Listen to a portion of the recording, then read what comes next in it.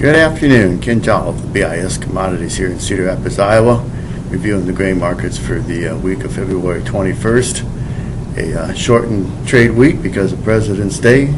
Commodities were again strong this week. Looking at the corn market, we were up 7 3/4 cents in the March contract, about 4 1/2 cents in the December contract. In the soybean side of things, March beans up 33 3/4 cents, November beans up 22 1/4 cents. As we said, it was a shortened trade week because of President's Day, but we continue to see some outside fund managed money come into commodities.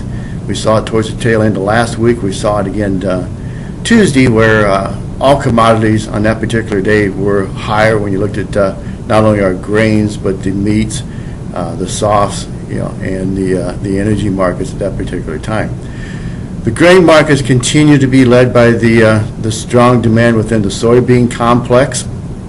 We looked at export sales this morning, which were a disappointing number as far as what the trade wants for beans, but it's also still being a positive number without any major cancellations from China.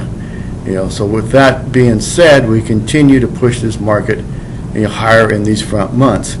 Also, you take a look at the meal sales and the export sales this morning, and they were extremely strong. So the market is telling us that we are having to continue to source beans, for the crush, to export the meal out of this country. We seem to be seeking a similar pattern to a year ago, to where the trade continues to want to see the 8 o'clock USDA reports with some type of cancellations to China.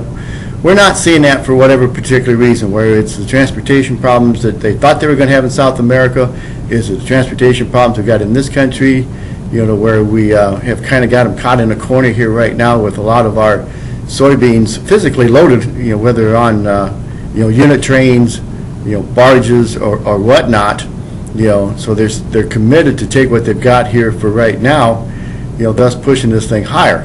The meal demand is a whole other issue when you look at it. We've gone through this for the last 90 days. Each delivery time, first notice date, we've come up to the D's contract, and now again the Jan contract, now the March contract. We seem to have this tight supply of meal. Again, is it logistical problems, or it's just a matter of the demand is that good, and it appears demand is that good for meal right now. We also, like last year, we're going to have to push the market to a level to stop the export business in the bean side of things, see some cancellations, or at least pushing this thing out into some of these deferred months. We're also going to have to seek a level in this meal issue to where we eventually will import meal into the southeast part of the United States like we have in past years. When you look at the fobbing price between U.S. Gulf and Brazilian ports right now, we're approaching about $1.30, $1.40 difference in beans. So we're probably getting close to that level. It's just a matter of executions within the trade in the soy complex. The corn side of things, one has been a follower of beans up to this level. We have seen some good fund buying in the corn. The managed fund that was a record short here prior to the January crop report, is now back to where he's either even to a touch long. So we've covered all those short positions, rallying us up to these levels that look rather attractive here right now for purposes of covering some positions and sales, both old crop and new crop. Now, the other highlight this week naturally was the USDA Outlook Conference that was held yesterday and today. Yesterday they came out and announced planted corn acres at 92 million, bean acres at 79.5, which is down about 3.5 million acres on the corn and up about that 3.5 million acres on the beans. Now today they came out with their projected yield at 165.3 and 45.5 on the two commodities. Put the carryout numbers for 2014-2015 at like 2.1 billion on corn, 285 million on beans. The overall summary of this type of conference outlook is that given the ability to have good weather this year, we continue to see our stocks build, and thus the reason for the prices that maybe could get up to levels where we need to take a good hard look at, starting to protect, some of the downside potential we could have, if Mother Nature is nice to us. Now, once we got these numbers out, what do we do with them? Personal bias, we're done with them. We now are coming into the end of February to where we will eventually establish the crop insurance rates, for both the commodities we've been talking about.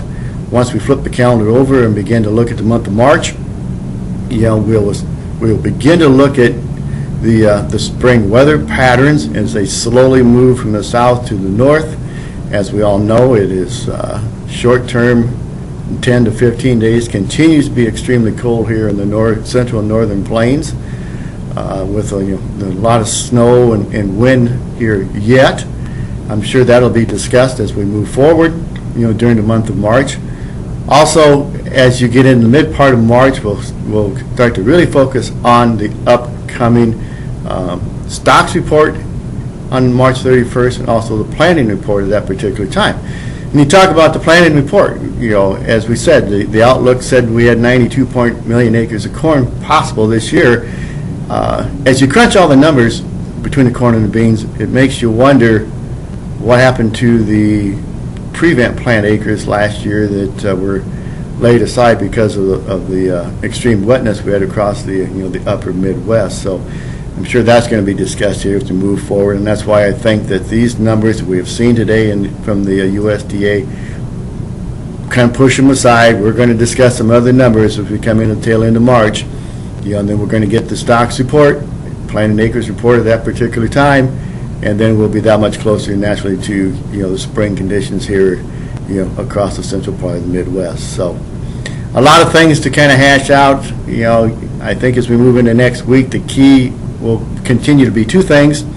One, will we continue to see some money flow into the commodities, or will it eventually slow down here at the levels we're starting to approach? And two, it'll be when, if we start seeing some additional cancellations or some changes within the bean complex on the export business, both on the whole bean and on the meal side of things. So with that, have yourself a great weekend. We'll see you next week. Thanks.